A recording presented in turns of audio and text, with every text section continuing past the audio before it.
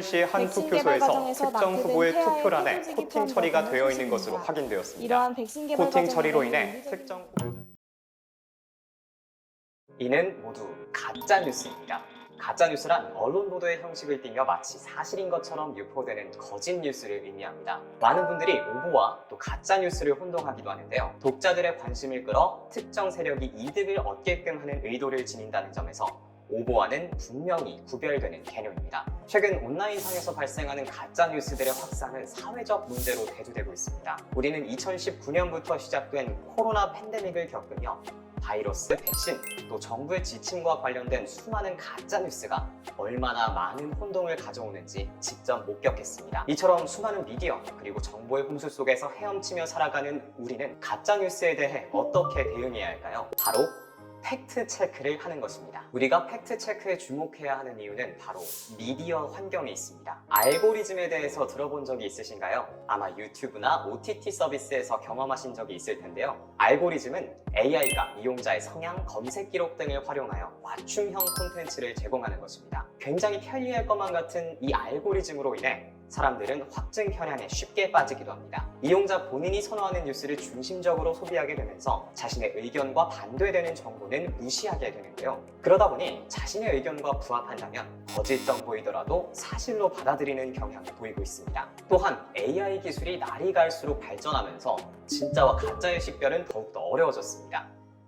네, 우리에게 너무나도 익숙한 분이죠. 아마 블랙핑크의 제니 씨를 떠올리셨을 텐데요. 하지만 영상 속 인물은 실제 제니 씨가 아닙니다. 다른 사람의 얼굴에 제니 씨의 얼굴을 합성하여 만든 딥페이크 영상입니다. 딥페이크 해시태그가 없었다면 실제 제니 씨라고 믿을 만큼 사실과 가깝습니다. 딥페이크로 인해 영상 조작이 가능해지면서 영상은 더 이상 무조건적으로 신뢰할 만한 근거가 되어주지 못합니다. 이처럼 현대의 미디어 환경은 가짜뉴스가 생산되기 쉬운 구조를 지니고 있습니다. 이런 환경 속에서 우리는 어떻게 팩트체크를 실천할 수 있을까요? 많은 단체와 언론사들이 팩트체크를 위한 가이드라인을 제시하고 있습니다. 그러다 보니 어느 언론사의 가이드라인을 적용해야 할지 고민이시거나 실생활에서 적용하기 어렵다고 생각하시는 분들을 위해 저희 임팩트팀이 조금 더 실용성 있는 가이드라인을 제작해봤습니다. 전체를 읽어보기, 자극적인 헤드라인 위주가 아닌 기사의 전문을 읽는 태도부터가 팩트체크의 시작이라고 할 수 있습니다. 팩트체크가 이전부터 활성화되면서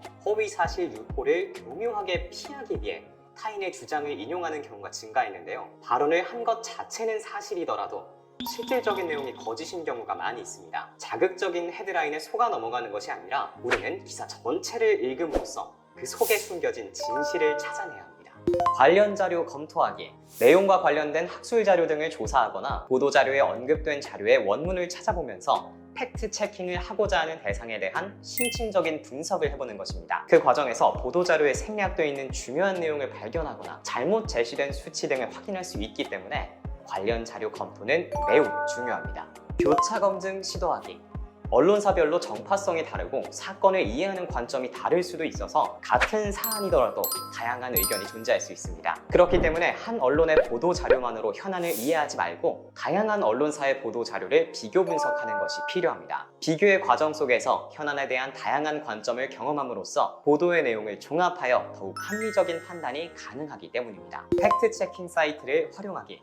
팩트체킹 전문 사이트를 활용하는 방법도 존재합니다. 대표적으로 서울대학교 언론정보연구소 SNU 팩트체크센터가 있습니다. 사이트에 방문하면 해당 기사나 자료를 분석하여 거짓 정도를 단계별로 제시하고 있습니다. 이뿐만 아니라 오마이뉴스의 오마이팩트, IFCN의 인증을 받은 JTBC의 팩트체크, SBS 사실은 등 많은 언론사에서 팩트체크 보도를 진행하고 있으니 적극적으로 활용하는 것을 추천드립니다.